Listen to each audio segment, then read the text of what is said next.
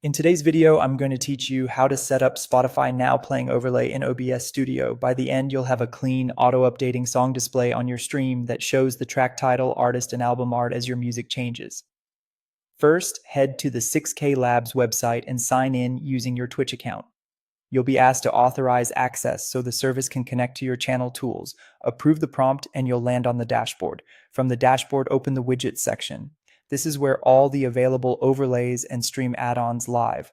Look for the widget named Amuse. Amuse is the now playing tool that integrates with Spotify to display what you're listening to in real time. Click into it to begin setup. Next, connect your Spotify account. You'll be redirected to Spotify's secure authorization page.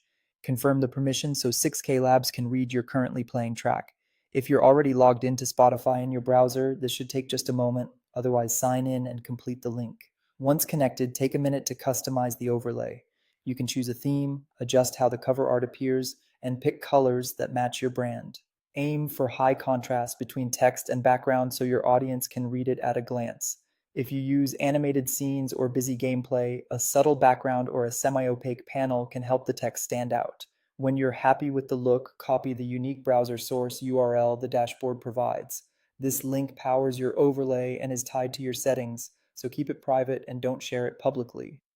Now switch to OBS Studio. In your scene, add a new browser source.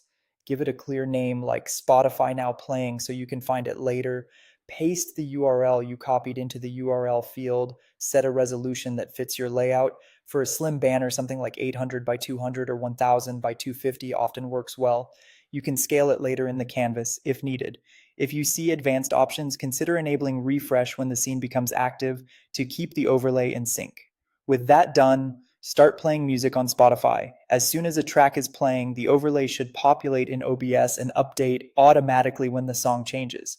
If nothing appears, double check that the correct Spotify account is linked, the browser source URL is pasted exactly, and the source is visible and on top of other layers.